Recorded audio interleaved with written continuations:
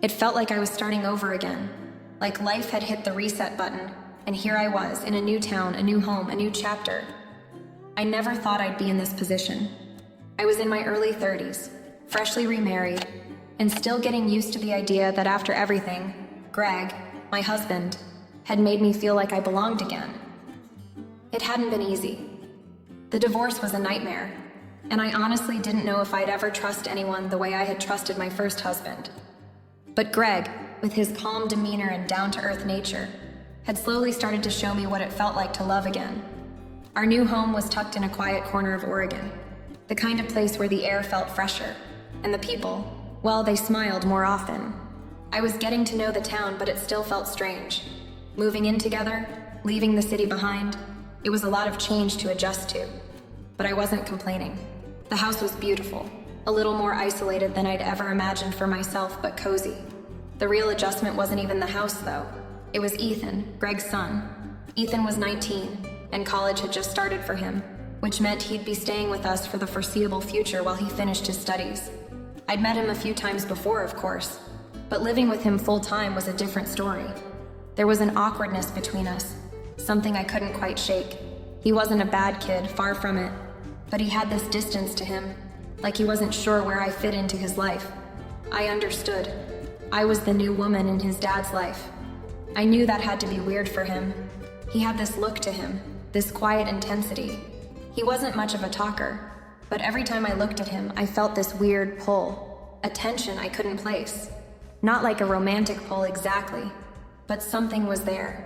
Something more than just the typical stepmom dynamic. I'd catch him glancing at me sometimes, and it wasn't like how Greg would look at me. It wasn't the loving look of a partner, but more like a silent observation, as if he were still trying to figure me out, and it made me feel exposed somehow. I wasn't used to that feeling. Greg was at the garage late most nights, leaving Ethan and me alone together. It wasn't that I minded being alone, but those moments had this way of hanging in the air, stretching into something else, like everything around us was waiting for something to happen. I told myself that I just had to be patient, that it would take time for Ethan to warm up to me, to feel comfortable in this new living arrangement. But I couldn't shake the sense that there was something simmering beneath the surface. Ethan didn't exactly make an effort to connect with me, but I still found myself paying attention to him more than I probably should have. It was like the air between us was charged, and I wasn't sure why. It wasn't even just Ethan. Greg had been great with settling me in. I loved him, but it felt like there was an extra layer of stress that I didn't quite know how to handle. I wasn't upset, not exactly. I had my moments where I felt overwhelmed, sure, but for the most part, I tried to ignore the tension that kept sneaking in when Ethan and I were alone together. I wasn't upset, just confused. I wanted things to feel normal, but it wasn't normal. And that scared me, more than I'd like to admit. I told myself that once we got settled, once Ethan adjusted to having me around all the time, it would all just fall into place. But that night, sitting in the quiet house with Ethan, I couldn't help but feel the weight of the unknown hanging over me. The beginning of something. I just wasn't sure what. It was one of those evenings where everything felt quiet, almost too quiet. Greg had been working late at the garage again, his usual hours stretching into the night, leaving me alone with Ethan. It had become a bit of a routine over the past couple of weeks, Greg working late while Ethan and I would sometimes find ourselves together, awkwardly navigating these new dynamics. At first, we barely spoke to each other unless it was necessary. He kept to himself, retreating to his room or staying out in the yard. I couldn't blame him.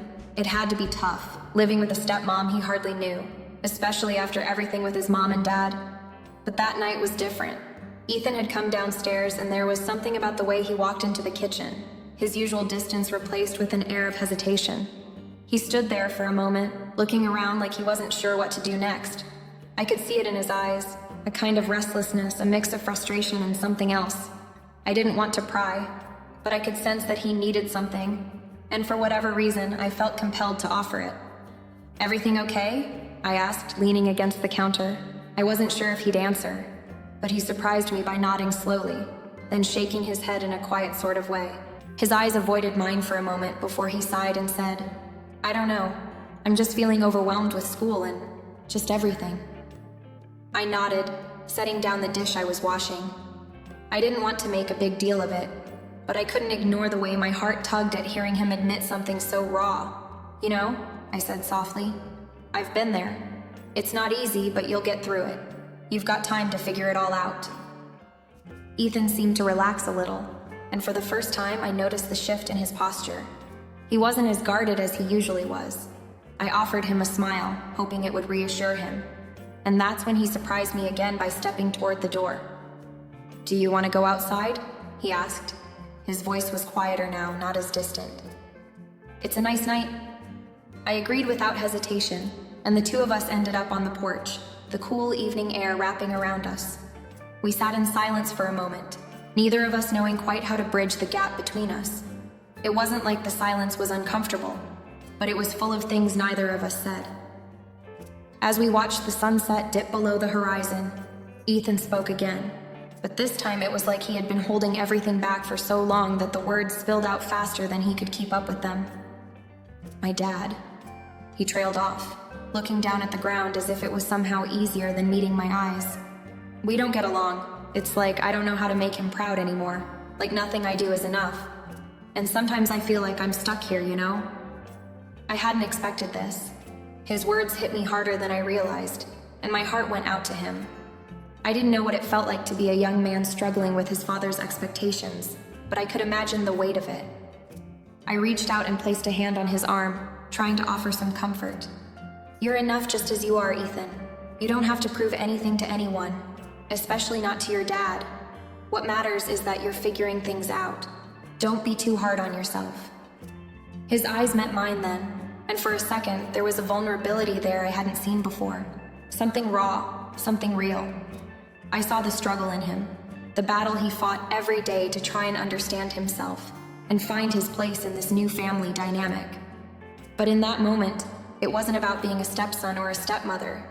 It was just two people, sharing a moment of understanding.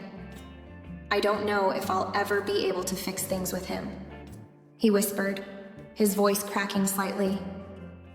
"You don't have to," I replied, my voice gentle. "Sometimes things just take time. You just have to keep going. And I'm here for you, okay?" For the first time, Ethan smiled. It was small, tentative, but it was there and I could tell it meant something. We sat there for a little longer, just watching the night fall around us. And in that silence, I realized something that took me completely by surprise. There was more than just a surface connection between us now. Something deeper had formed, and it wasn't something either of us could deny, no matter how hard we tried. The weeks passed, and the quiet routine of our lives continued, but something had shifted. The once awkward tension between Ethan and me seemed to lessen, replaced by a kind of unspoken understanding. Greg was still working late most nights, and slowly, I found that Ethan and I spent more time together, often talking about nothing in particular, but sometimes about everything. It started with small exchanges, usually while we were both in the kitchen, preparing late-night snacks or just passing through. We'd talk about the weather, about school, about random things that filled the empty spaces between us. But over time, the conversations deepened. We'd talk longer, staying up later than we should have, the minutes stretching into hours. Our discussions ranged from our past to our hopes for the future, and the more we talked, the more I realized how much I was learning about Ethan, about the young man he was becoming, and the struggles he carried silently. I couldn't help but be drawn to him. It wasn't like anything I had expected when I agreed to marry Greg.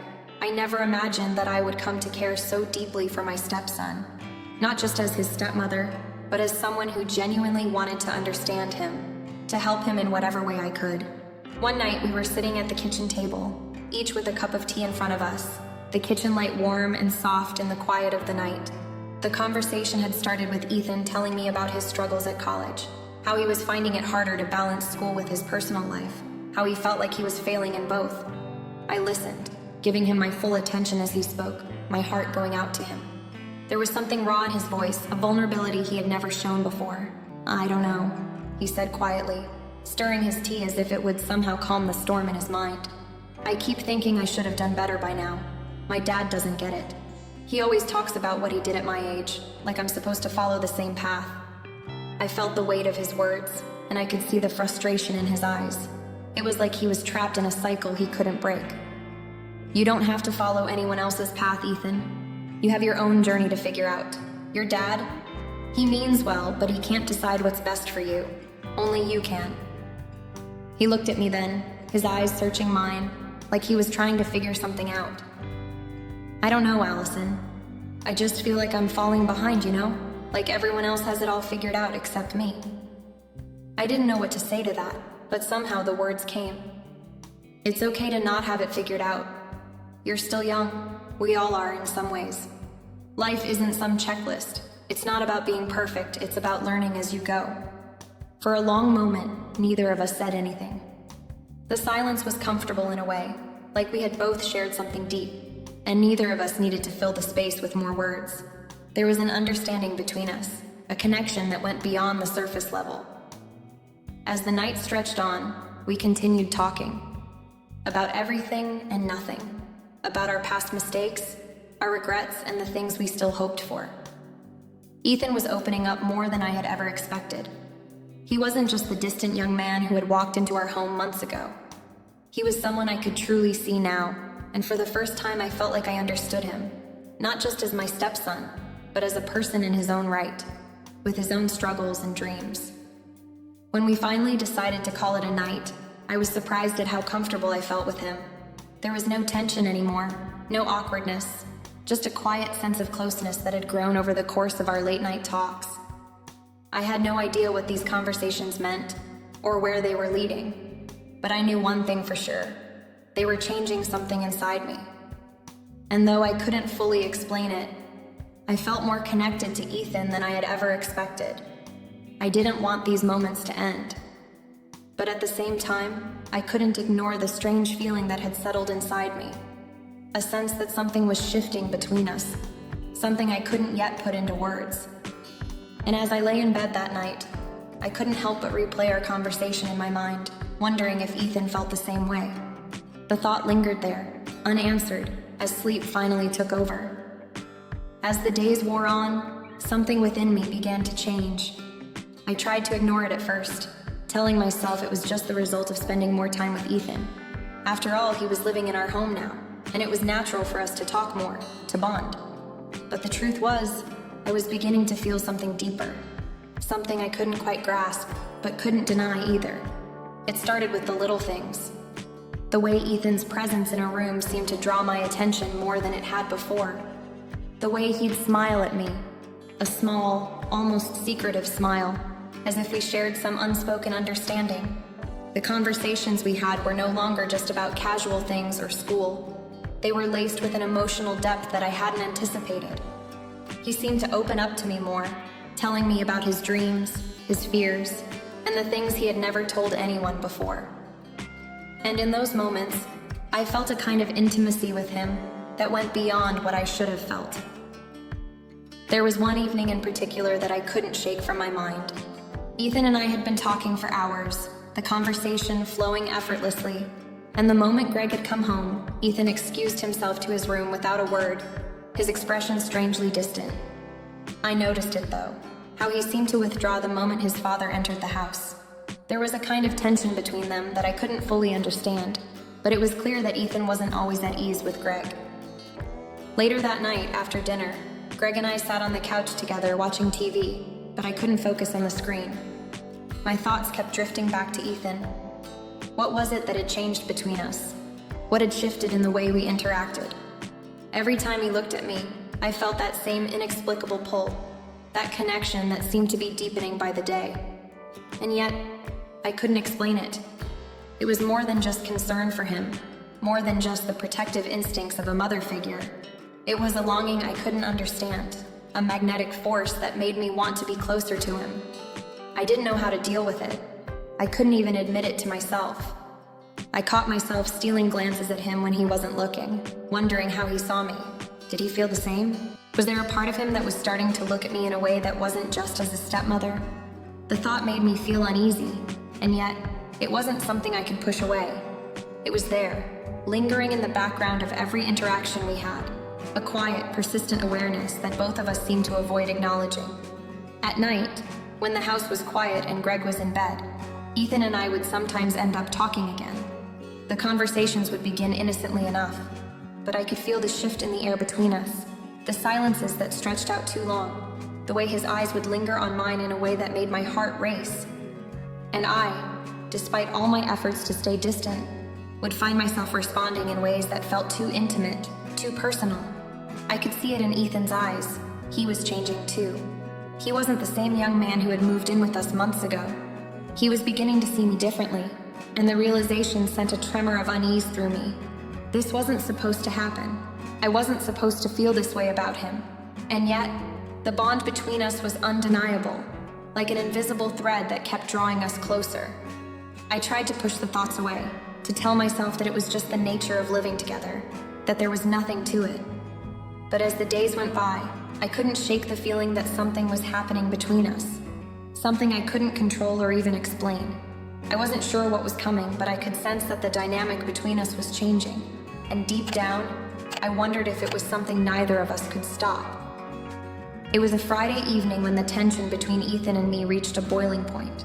Greg had decided to stay late at the garage again, something that had become routine. It was just the two of us at home, and I felt that familiar shift in the air as soon as the door closed behind Greg. Ethan had been quieter than usual all day, his mood a little off, and I couldn't help but feel like something was brewing underneath the surface. We were sitting on the couch, watching TV. I was pretending to focus on the show, but in reality, I was more aware of him than ever. The way he sat so close, yet not quite close enough, as though he were testing the boundaries without saying a word.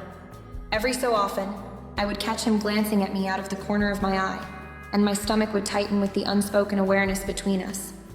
The conversation started when I asked him what he planned to do for the weekend. It was a simple enough question, but it quickly turned into something more.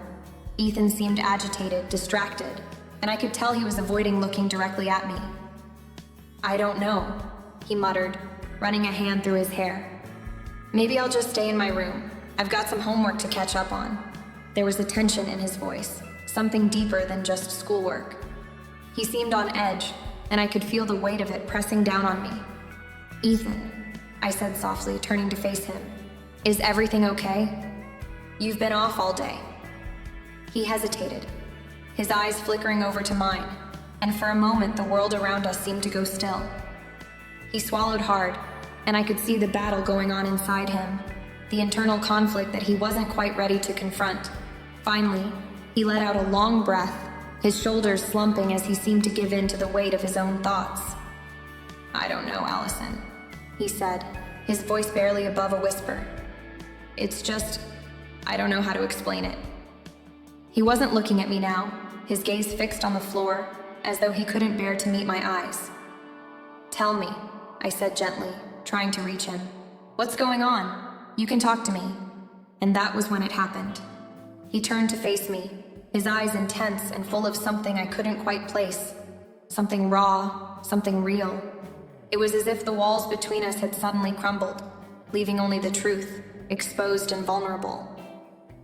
"I don't know how to deal with this," he said, his voice cracking slightly. "I don't know what's happening between us, but I can't stop thinking about you, Allison." The words hit me like a punch to the chest, and I froze, my heart pounding in my ears. He looked at me like he was searching for some kind of answer, something to explain the turmoil in his mind. But there was no easy answer. Not for this. I didn't know how to respond. Part of me wanted to reach out, to tell him it was okay, to soothe him. But the other part of me was terrified.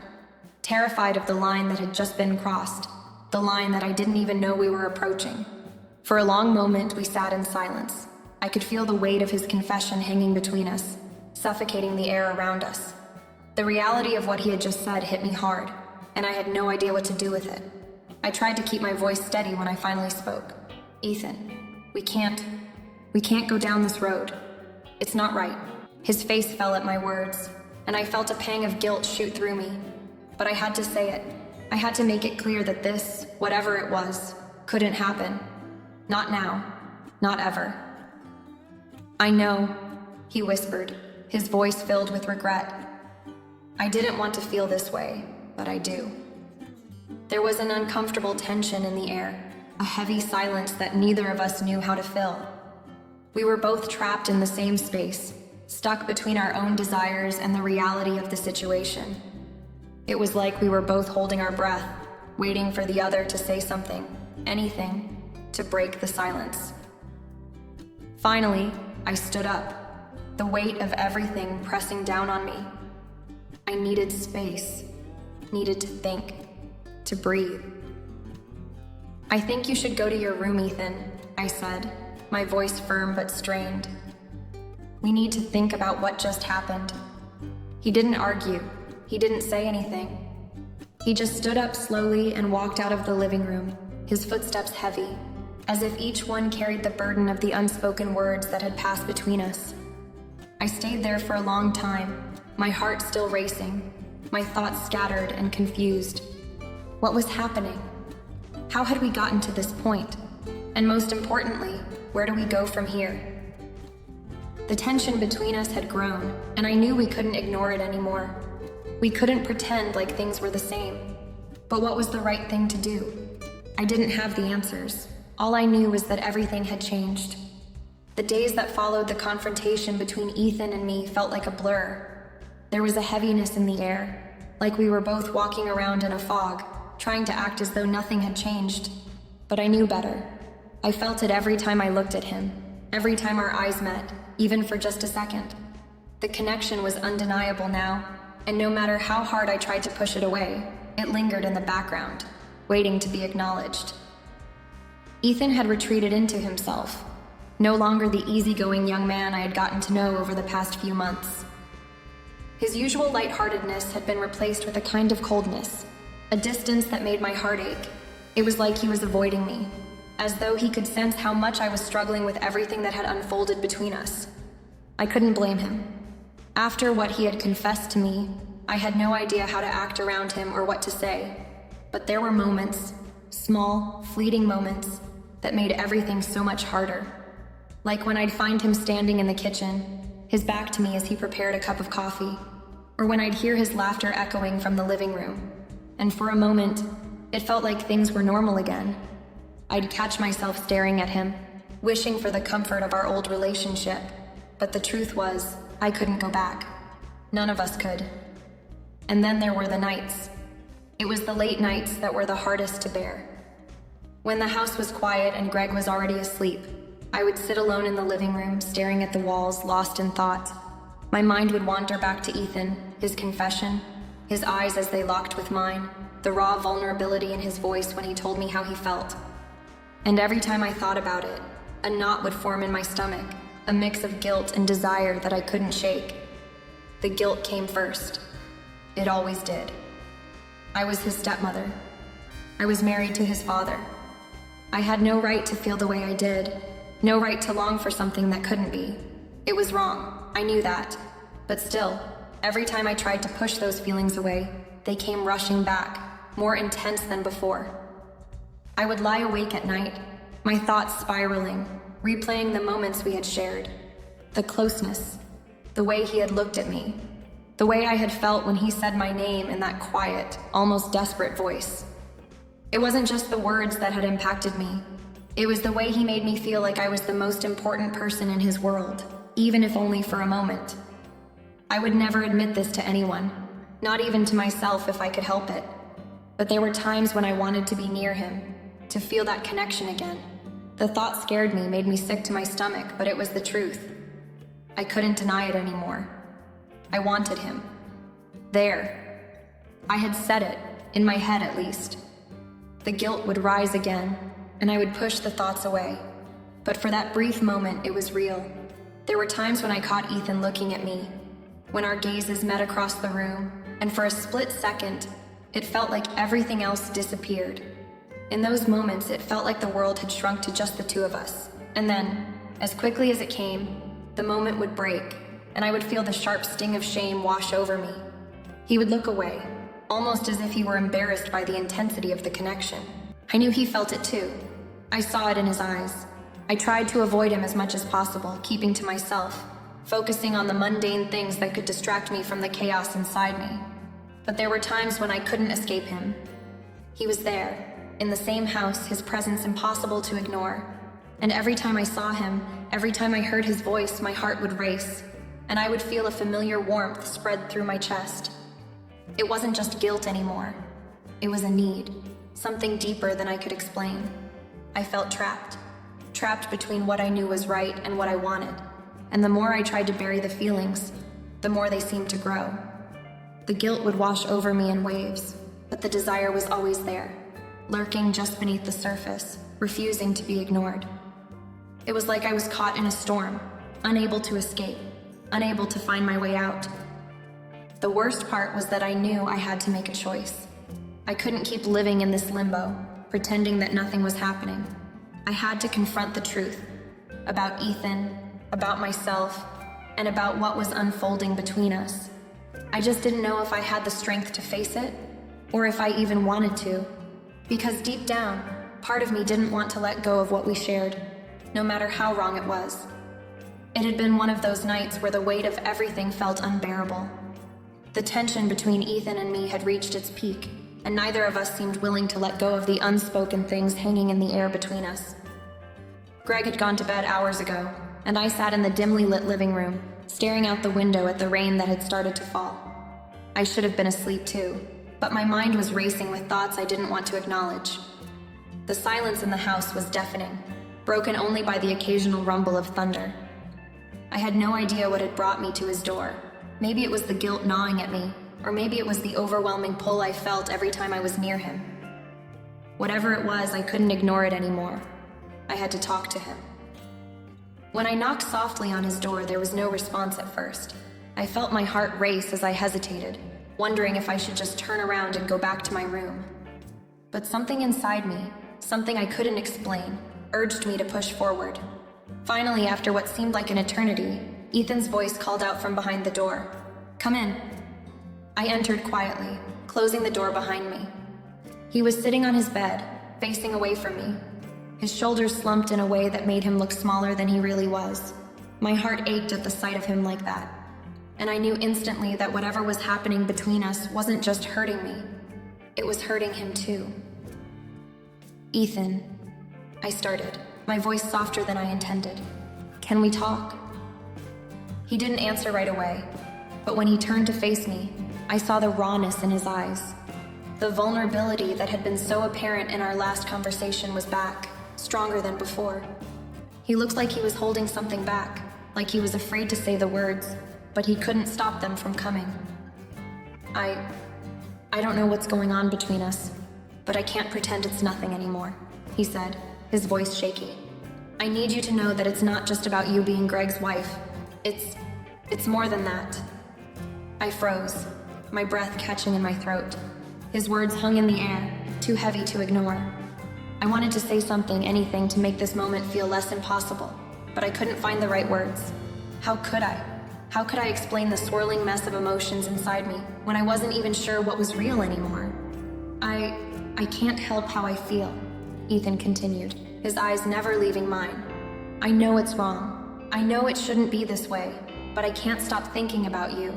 I never meant for it to happen, but it has, and I don't know what to do with it." I felt my stomach drop.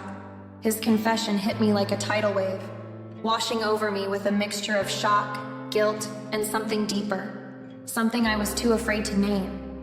The words felt like they were suffocating me, and yet at the same time they made something inside me stir. A recognition, a response to what he was saying, though I wasn't ready to admit it to myself. "You don't have to apologize," I said quietly, taking a few steps closer to him, my hands trembling. Ethan, I don't know what to say, but I can't just ignore it either." For a long moment, we simply stared at each other, the weight of the silence almost more than I could bear. My heart was racing, and I could feel the air between us crackling with tension. Ethan shifted on the bed, his body leaning slightly forward, as if he wanted to reach out, but he didn't. And neither did I. I never expected this," I whispered, my voice thick with emotion. "I never wanted to hurt you. I never wanted things to get this complicated." "I don't want to hurt you either," he said, his voice soft but insistent. I can't pretend anymore. I don't want to." And I know it's not supposed to be this way, but I can't change how I feel. The truth hung between us, raw and painful. I didn't know what to say, didn't know how to process everything that had just been laid bare. The guilt in my chest seemed to tighten with every breath I took. But there was something else too, something that was equally undeniable. It was a longing, a need, a feeling that had been building between us for months now, something I had tried so hard to ignore but couldn't anymore. I don't know what this means, I said, my voice barely a whisper, but I think we're both scared. He nodded, his face softening. Yeah, I think we are. We sat there in silence for a while longer, neither of us willing to break the tension. We both knew that something had shifted, that there was no going back to how things had been before. The line between mother and stepson had blurred, and now we were faced with a new, terrifying reality. Finally, I stood up, my legs shaky, and took a deep breath. We'll figure it out, I said, my voice more certain than I felt. We have to. Ethan nodded again, his eyes dark, but filled with understanding. Yeah, he replied softly. We will. As I left his room, the door clicking shut behind me, I knew things would never be the same. Our world had shifted, and now we had to face whatever came next, together. The next morning, everything felt different. As I sat at the kitchen table, the conversation with Ethan from last night echoed in my mind. Nothing would be the same now. I heard Ethan approach, and he stood in the doorway, looking uncertain, as if unsure of how to act. Morning, he said quietly. Morning, I replied, my voice thick with the weight of everything unsaid. The air between us was thick with the tension from last night's confession. I knew there was no going back. We had crossed a line, and I wasn't sure where it would take us. We stood in silence, both of us acutely aware that our relationship had shifted, but neither of us knew how to move forward. The uncertainty hung in the air, thick and undeniable. We had no choice but to face it, together.